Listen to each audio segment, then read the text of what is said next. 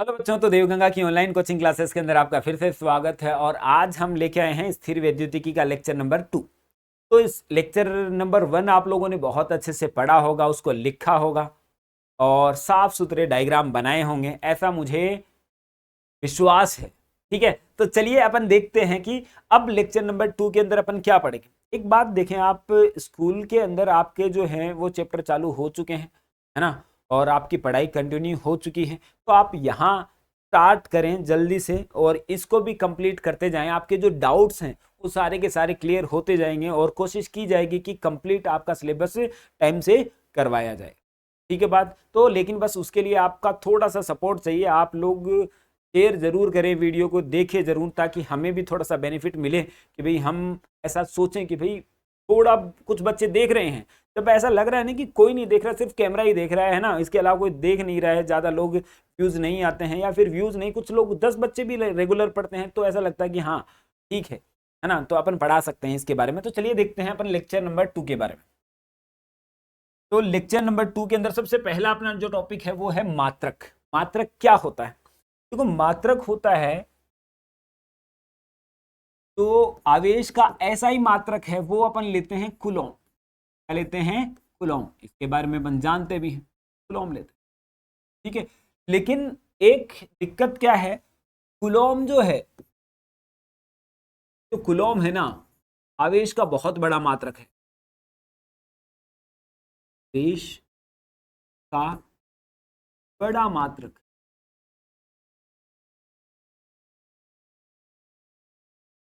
बड़ा मात्रक है। जैसे कि भाई हमारे पास में द्रव्यमान के कुछ मात्रक होते हैं, जैसे कि ग्राम है, किलोग्राम है, और एक क्विंटल है, एक टन है। जैसे कि ग्राम है जो द्रव्यमान का छोटा मात्रक है, ऐसे ही क्विंटल जो है आपके, या फिर टन है, वो क्या है आपके पास में द्रव्यमान का बड़ा मात्रक है। इसी प्रकार से कूलॉम जो है ना, वो भी क्या है, आवेश का बड़ा मात्रक है। और इतना बड़ा मात्रक अपन डेली लाइफ में काम में लेते नहीं हैं, ना ही न्यूमेरिकल्स में ज्यादा काम में लेते हैं हम, इसीलिए कुछ अन्य छोटे मात्रक काम में लेंगे उनके बारे में। तो उनके बारे में अपन देखते हैं। तो कुछ अन्य मात्रक,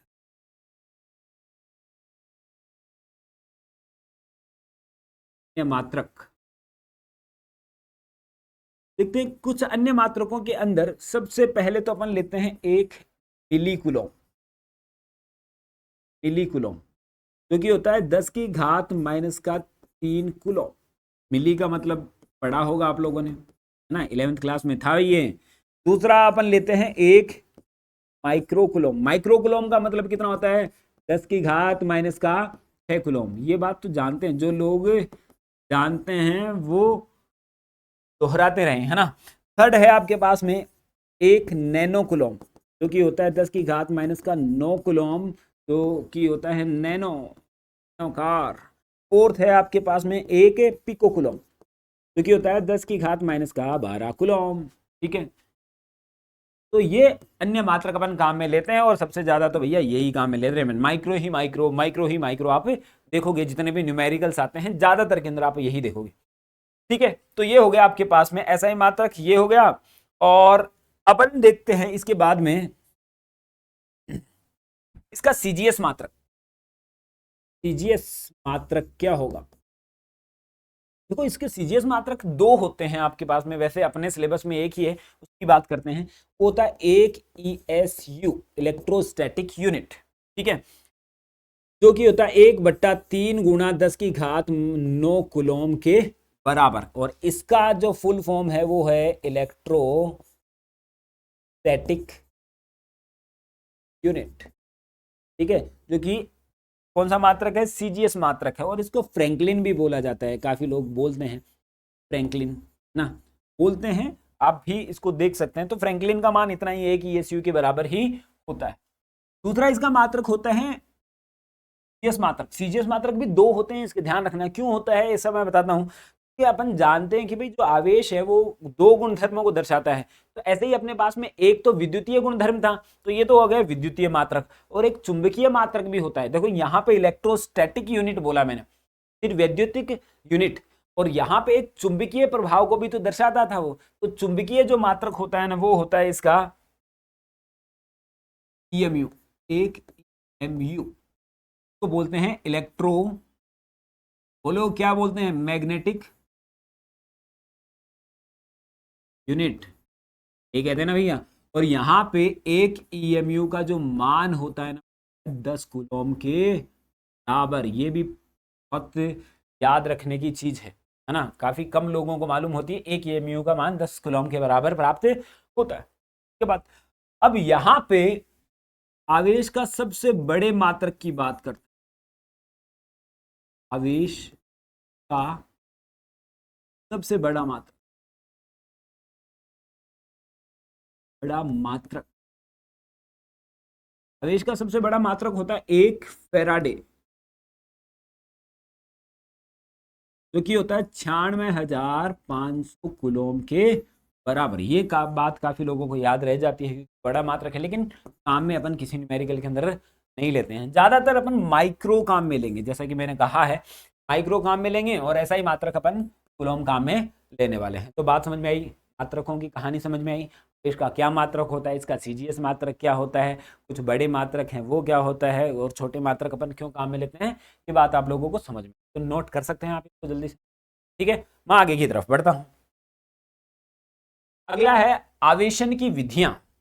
तो हम जब किसी वस्तु को आवेशित करते हैं, जैसे कि अपन ने देखा स्केल को अपन ने आवेशित किया था एक एक्सपेरिमेंट के अंदर, तो स्केल को आवेशित कैसे किया था, घर्षित करके, बालों के क्या किया था, उसको किया था, तो घर्षित करके अपन ने क्या किया था, आवेशित किया था उसको।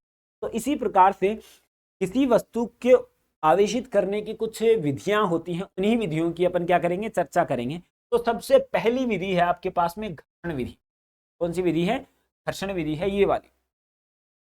तो ये विधि क्या बताती है आप लोगों को, ये विधि ये बताती है कि जब दो वस्तुओं को आपस में घर्षित करते हैं, यहां पे मैं बताता हूं, मान लेते हैं कि ये अपन ने देखा भी था, मैंने थोड़ी देर पहले ही उससे पहले वाले लेक्चर के अंदर पहले वाले लेक्चर के अंदर बताया था थोड़ा सा घर्षण के बारे में। अब थोड़ा देखते हैं इसको, थोड़ा अच्छे से समझते हैं। तो एक चीज तो मैं जानता हूं जो कि थॉमसन बाबा ने बताई थी, क्या बताई थी, प्रत्येक पदार्थ किससे मिलकर बना होता है, परमाणुओं से मिलकर बना होता है। भाई किससे मिलकर बना होता है, परमाणुओं से। और परमाणु के अंदर क्या होते हैं, प्रोटॉन, न्यूट्रॉन और इलेक्ट्रॉन, प्रोटॉन, न्यूट्रॉन और इलेक्ट्रॉन होते हैं। ये बात सबको क्लियर, ठीक है। उसके बाद में क्या बताया, उसके बाद में जो रदरफोर्ड आया, रदरफोर्ड ने ये बताया कि भाई नाभिक नाम की भी कोई चीज होती है परमाणु के अंदर, क्या होती है, नाभिक नाम की भी कोई चीज होती है। यहाँ पे नाभिक भी कुछ होता है, और जिसके अंदर प्रोटॉन और न्यूट्रॉन है ना प्रेजेंट रहते हैं। प्रोटॉन और न्यूट्रॉन कहाँ रहते हैं, प्रेजेंट रहते हैं। प्रोटॉन और न्यूट्रॉन क्या रहते हैं, प्रेजेंट रहते हैं। और उसके बाद में जो बोर ने क्या बताया, कि बोर ने बताया कि नाभिक के अंदर प्रोटॉन और न्यूट्रॉन रहते हैं, लेकिन ये बाहर नहीं निकल सकते हैं, बाहर नहीं निकल सकते हैं। बाहर कौन रहता है, सिर्फ नाभिक के इलेक्ट्रॉन रहते हैं। इलेक्ट्रॉन क्या रहते हैं, कक्षाओं में चक्कर काटते रहते हैं। ये जो इलेक्ट्रॉन है ना वो कक्षाओं में चक्कर काटते रहते हैं, रोटेट करते रहते हैं। जबकि नाभिक के अंदर प्रोटॉन और न्यूट्रॉन एकदम सेफ है, जिनको अपन सम्मिलित रूप से न्यूक्लियॉन्स बोलते हैं। की कहानी भी अपन बाद में कभी जब नाभिक वाला चैप्टर होगा तो पढ़ेंगे। फिलहाल अपने को देखना है इनके ऊपर। तो यहाँ पे प्रोटॉन भी है, इस ए जो परमाणु है ना, ए परमाणु के अंदर प्रोटॉन भी है, न्यूट्रॉन भी है, और क्या है, इलेक्ट्रॉन भी है। तो भाई मान लेता हूं कि यहाँ पे 20 प्रोटॉन है, 20 न्यूट्रॉन है, 20 इलेक्ट्रॉन है, मान लिया। अरे भाई क्यों माना है ऐसा, ज्यादा अलग अलग क्यों नहीं माना, क्योंकि मैं जानता हूं कि प्रत्येक पदार्थ की जो प्रकृति है वो विद्युततः उदासीन होती है। ये किसने बताया, मैंने बताया। और मुझे किसने बताया, थॉमसन बाबा ने। किसने बताया, थॉमसन बाबा ने बताया कि भाई प्रत्येक जो पदार्थ होता है ना, उसकी जो प्रवृत्ति रहती है सामान्यतः है, वो क्या रहती है आपके पास में, उदासीन रहने की कोशिश करता है वो। यानी कि जितने उदासीन रहने का मतलब क्या हुआ, जितने उसके ऊपर प्रोटॉन होते हैं उतने ही इलेक्ट्रॉन होते हैं। और न्यूट्रॉनों की ज्यादा कहानी अपने को लेनी, क्योंकि इसके ऊपर आवेशित ही नहीं होता है, तो अपने को ज्यादा दिक्कत नहीं है इस चीज की। ऐसे ही अपने पास में मान लेता हूं कि ये जो बी परमाणु है, बी के अंदर 30 प्रोटॉन ले लिए, 30 न्यूट्रॉन ले लिए, 30 इलेक्ट्रॉन ले लिए। भाई न्यूट्रॉनों का तो कोई मतलब नहीं, न्यूट्रॉनों का कोई मतलब नहीं, क्योंकि आवेश नहीं है। अब क्या किया मैंने, इन दोनों को आपस में घिसा, ठीक है बात, इन दोनों को आपस में घिसा। तो घिसने से क्या हुआ, मैं जानता हूं कि घिसने से क्या होता है कि घर्षण जो गतिज ऊर्जा है, घिसने से क्या होता है गतिज ऊर्जा क्या होती है आपके पास में उष्मीय ऊर्जा में परिवर्तित होती है। जो अपन ने गति दी है दोनों को, है ना, वो क्या होती है उष्मा के रूप में बदलती है। भाई ऊर्जा ही दूसरी ऊर्जा के रूप में परिवर्तित हो सकती है। यहाँ पे ये हाथ है वो पड़े पड़े गर्म नहीं हो सकता है। जब दोनों को घर्षित करूंगा ना मैं, तो क्या हुआ गतिज ऊर्जा किस में परिवर्तित हो गई, जो उष्मीय ऊर्जा के अंदर। राइट बात। अब उष्मीय ऊर्जा के अंदर परिवर्तित हो गई तो ये उष्मीय ऊर्जा के अंदर इसको, अब इन इलेक्ट्रॉनों को क्या मिली, उष्मीय ऊर्जा मिली। अब ऊर्जा को कुछ ग्रहण करके ये इलेक्ट्रॉन क्या चले जाएंगे अपनी कक्षा से बाहर, या उत्तेजित हो जाएंगे, या फिर वस्तु से बाहर निकल जाएंगे। ऐसा भी किसने बताया था, बोर ने बता दिया था कि भाई जब ऊर्जा को देकर हम किसी भी परमाणु को ऊर्जा देते हैं तो कुछ इलेक्ट्रॉनों को बाहर निकाल सकते हैं और कुछ इलेक्ट्रॉनों को एक कक्षा से दूसरी कक्षा में संक्रमित करवा सकते हैं। अगर उष्मा देंगे तो वो उत्तेजित हो जाएंगे, और अपने पास में अगर उष्मा निकालेंगे क्या होगा, वो नीचे के स्तर पे आ जाते हैं। ऐसा भी अपन ने पढ़ा है 11th क्लास के अंदर। तो अब क्या हुआ कि भाई यहां से इनके अंदर इन दोनों को घर्षित किया, तो मान लेता हूं कि इसके इलेक्ट्रॉन है ना, तो इलेक्ट्रॉन यहां से इधर आ जाते हैं, 5 इलेक्ट्रॉन। अब ये कहानी इंपॉर्टेंट है कि भाई फिर कैसे पता चलेगा कि कौन सी वस्तु से ये इलेक्ट्रॉन आएंगे। ठीक है, कौन सी वस्तु इलेक्ट्रॉन देगी, ये देगी या ये देगी, ऐसा कैसे पता चलेगा। ऐसा वैसे पता चलता है, वो होता है आपके पास में कार्यफलन। एक कार्यफलन नाम की एक चीज होती है जो कि तुम पढ़ोगे कभी। कार्यफलन क्या होता है, अभी फिलहाल इतना याद रखिए, जिसका कार्यफलन कम होता है, जिसका कार्यफलन कम होता है वो इलेक्ट्रॉनों को देता है। ठीक है, कार्यफलन बता ही देता हूं कि इलेक्ट्रॉन को बाहर निकलने में जो न्यूनतम ऊर्जा चाहिए उसी को अपन क्या बोलते हैं, कार्यफलन। लेकिन यहाँ पे डेफिनेशन नहीं है, वो आगे आएगी। तो इलेक्ट्रॉनों को बाहर निकालने के लिए आवश्यक न्यूनतम ऊर्जा, तो जिसका भी कार्यफलन कम होगा वो इलेक्ट्रॉनों को दे देगा। तो मान लिया कि इसका कार्यफलन कम है तो यहाँ पे इलेक्ट्रॉनों को उसने दे दिया, तो 5 इलेक्ट्रॉन इधर दे दिए। ठीक है बात। तो अब यहां देखो, यहां पे इलेक्ट्रॉन कितने हो गए, यहां पे तो प्लस का 5 कर दो, यहां पे क्या कर दो माइनस का 5। तो यहां पे कितना हुआ, प्लस का 25 इलेक्ट्रॉन, और यहां पे कितना हुआ बोलो, 25 इलेक्ट्रॉन ही यहां हुआ है। तो एक्चुअल में यहां से अगर मैं कंपेयर करता हूं, इसको कंपेयर करता हूं, इन दोनों को आपस में कंपेयर करता हूं, तो तुम देखो यहां पे प्रोटॉन कितने हैं 20, और इलेक्ट्रॉन कितने हो गए 25। यहां पे प्रोटॉन कितने हो गए 20, और यहां पे इलेक्ट्रॉन कितने हो गए 25। तो यानी कि यहां पे इलेक्ट्रॉनों की संख्या क्या हो गई, बढ़ गई। और जब इलेक्ट्रॉन ज्यादा हो गए प्रोटोनों से तो क्या आएगा यहां पे, ऋणात्मक आवेश। क्या आएगा यहां पे, ऋणात्मक,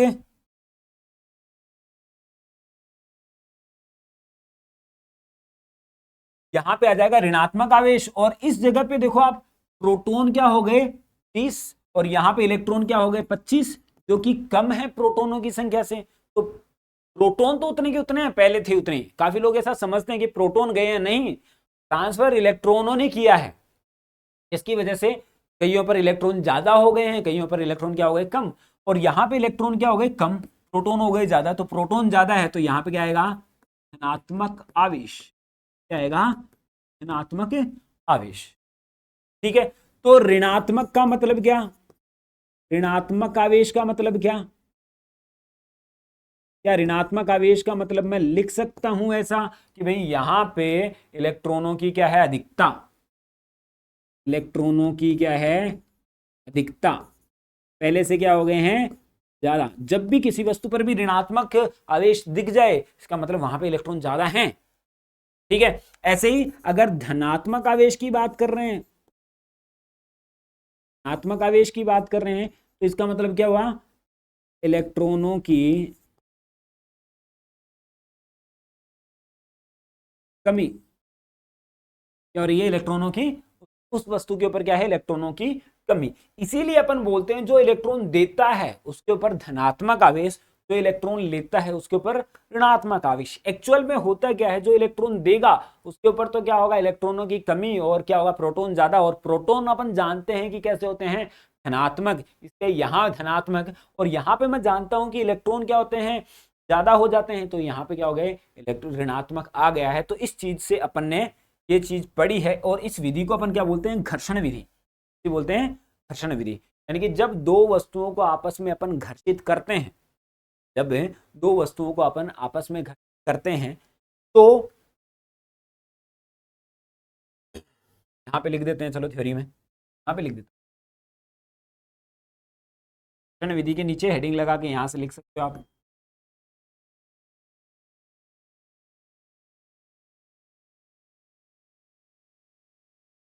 जब दो वस्तुओं को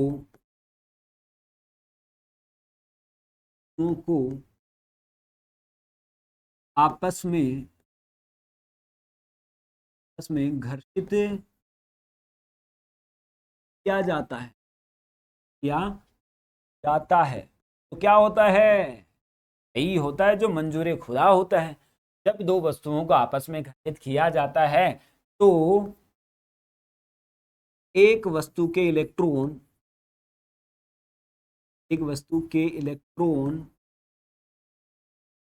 दूसरी वस्तु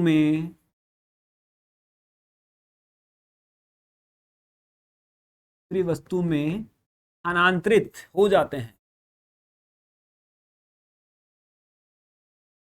स्थानांतरित हो जाते हैं, स्थानांतरित हो जाते हैं, जिसकी वजह से क्या होता है, इसकी वजह से एक वस्तु पर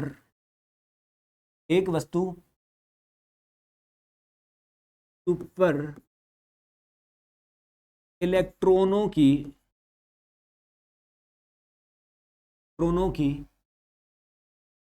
कमी व दूसरी वस्तु पर इलेक्ट्रॉनों की वृद्धि हो जाती है।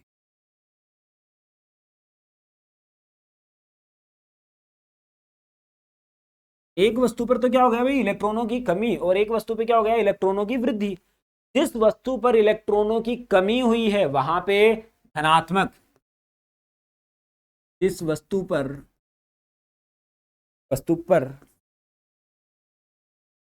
इलेक्ट्रॉनों की कमी हुई है वहां इलेक्ट्रॉनों की कमी हुई है, वहां पे धनात्मक था, जहां वृद्धि हुई है वहां ऋणात्मक आवेश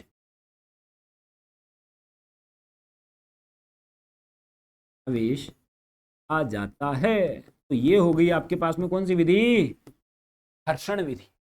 देखिए आप, जब दो वस्तुओं को आपस में घर्षित किया जाता है तो एक वस्तु के इलेक्ट्रॉन दूसरी वस्तु में क्या हो जाते हैं, स्थानांतरित हो जाते हैं, जिसकी वजह से एक वस्तु के ऊपर तो इलेक्ट्रॉनों की कमी हो जाती है और दूसरी वस्तु के ऊपर इलेक्ट्रॉनों की वृद्धि हो जाती है। जिस वस्तु के ऊपर इलेक्ट्रॉनों की कमी होती है वहां पर तो धनात्मक आवेश, तथा जिस वस्तु पर इलेक्ट्रॉनों की वृद्धि होती है वहां पे क्या आ गया, ऋणात्मक आवेश। तो ये हुई का काम तमाम। ठीक है, अभी अपन देख लेते हैं चालन विधि। देखो चालन विधि क्या होती है इसके बारे में देखते हैं, है ना। पहले तो मैं समझा देता हूं, यहां पे समझा।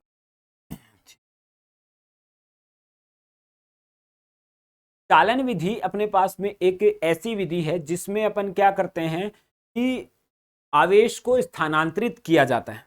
ठीक है, यानी कि हम क्या करेंगे, आपके पास में कोई चालक है ए चालक, और ये यहां पे ले लिया बी चालक। ठीक है, ये ए चालक है और यहाँ पे बी चालक है, और यहाँ पे मान लेता हूं कि क्यू आवेश है। और अगर इन दोनों का आकार व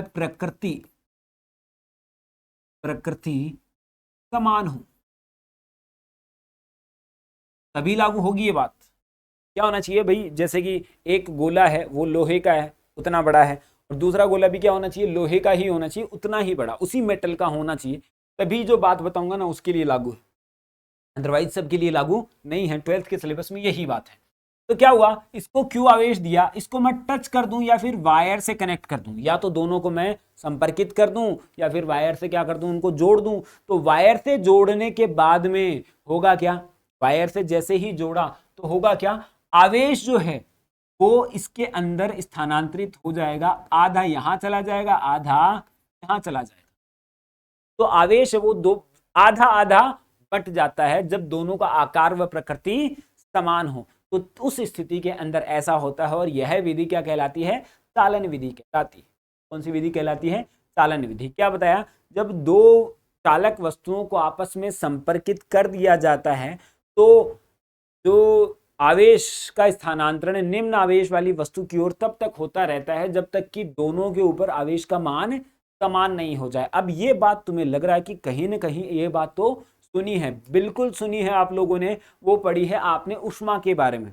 उष्मा में भी सेम होता था, जब एक वस्तु को गर्म करते थे तो दूसरी तरफ अपने आप जो है उष्मीय जो ताप वो स्थानांतरित होता रहता था जब तक कि दोनों को जो क्या हो जाए, दोनों का ताप क्या नहीं हो जाए, समान नहीं हो जाए। तो सेम टू सेम कंडीशन ऐसी ही है। के बाद चलिए लिखते हैं इसके अंदर क्या बताया अपन ने, बोलो आप। जब दो वस्तुओं को आपस में संपर्कित कर दिया जाता है, जब दो समान आकार व प्रकृति की वस्तुओं को, है ना,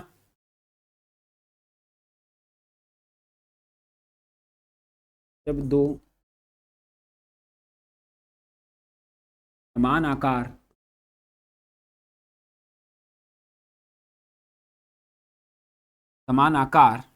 व प्रकृति की धातुओं को है भाई, वस्तुओं को नहीं, कि धातुओं को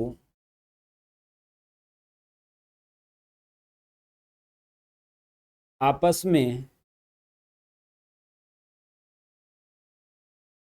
संपर्कित कर दिया जाए, कर दिया जाए, आपस में क्या कर दिया जाए, संपर्कित कर दिया जाए, तो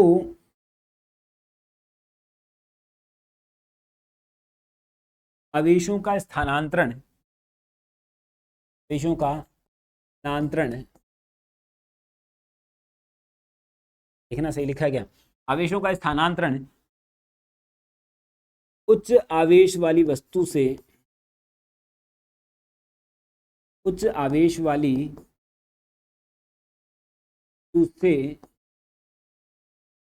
निम्न आवेश वाली वस्तु की ओर, निम्न आवेश वाली वस्तु की ओर और तब तक होता रहता है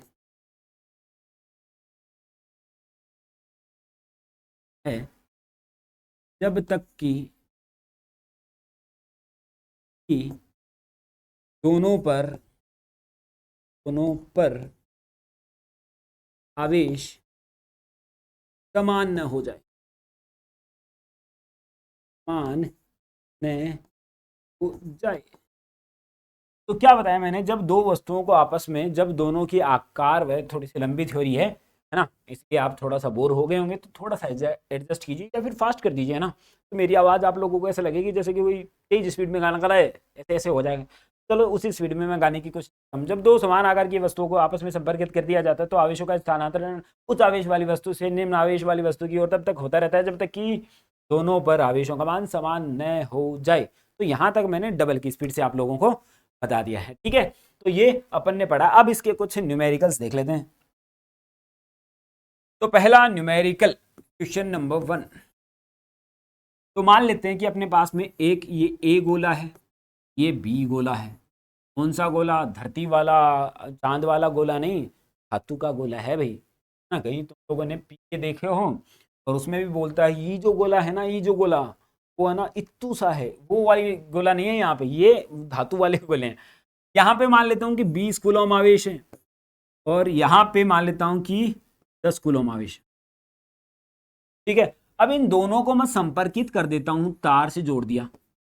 तो अब देखो टोटल आवेश कितना हो गया, टोटल आवेश कुल आवेश कितना हुआ, कुल आवेश कितना हो गया देखो आप, कुल आवेश हुआ है 20 प्लस का 10, 30 कूलम।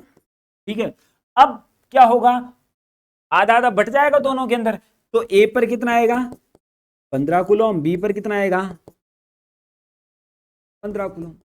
सिंपल है बात, सिंपल है ना। इसी तरीके से अगर अगला क्वेश्चन अपन करते हैं, है ना, इसी तरीके से अगला क्वेश्चन है, थोड़ा सा बड़ा लेते हैं कि भाई ये ए बॉडी है, ये ए गोला, ये बी गोला, ये सी गोला।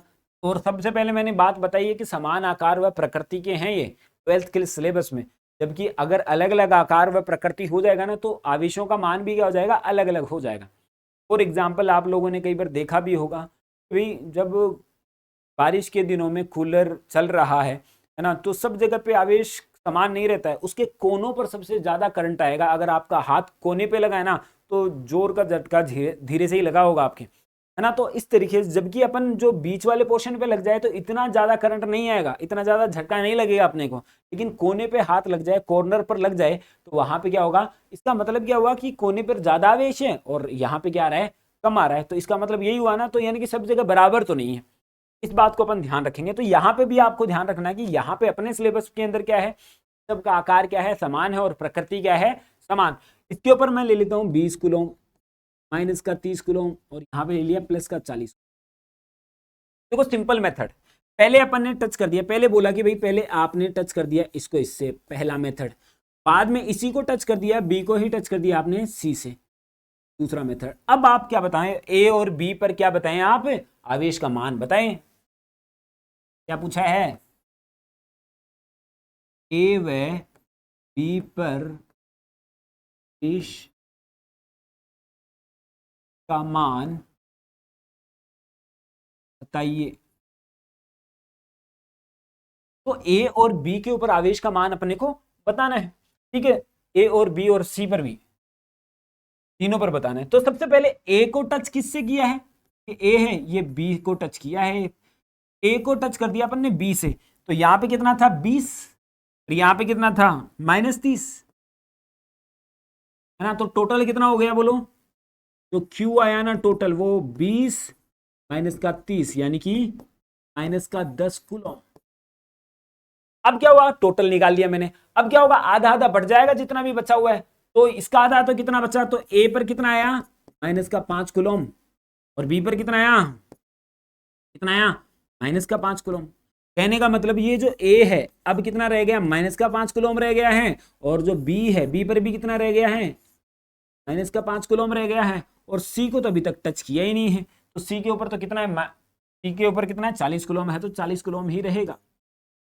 ठीक है बात। अब क्या बोला है, इसी ए को, अब ए को टच करने के बाद में अब इस ए को इससे टच कर दें सी से, तो बताओ कितना होगा। तो अब खुद देखो अपन ने क्या किया है, ए और सी को टच किया, तो ए और सी पर कुल आवेश देखो कितना हुआ, Q इक्वल टू माइनस का 5 प्लस का 40, तो कितना हुआ 35 ना। तो यहां पे आया प्लस का 35 कूलम, और 35 कूलम हो गया। तो अब क्या हो जाएगा, दोनों पर आधा आधा बट जाएगा। तो यहां पे कैसे बटेगा, 35 का आधा 17.5, तो यानी कि ए पर कितना आएगा 17.5, सी पर भी कितना आएगा 17.5। क्यों भाई, ए और सी को टच किया अपन ने, और बी पर जो था, बी पर जो है वो वही रहेगा, रहेगा माइनस का 5। तरीके से अपन ने क्या किया है, इसका आंसर निकाल लिया है। और ये कौन सी विधि है आपके पास में, चालन विधि है। कौन सी विधि है, चालन विधि। इस विधि को अपन बोलते हैं चालन विधि, जिसके द्वारा किसी वस्तु के ऊपर या फिर धातु के ऊपर क्या कर सकते हैं अपन, आवेशित कर सकते हैं। ठीक है बात, आप लोगों को बात समझ में आ गई होगी, नोट्स लिख लिए होंगे आप लोगों ने, और फिर अपन मिलेंगे नेक्स्ट वीडियो के अंदर। Thank you, have a nice day.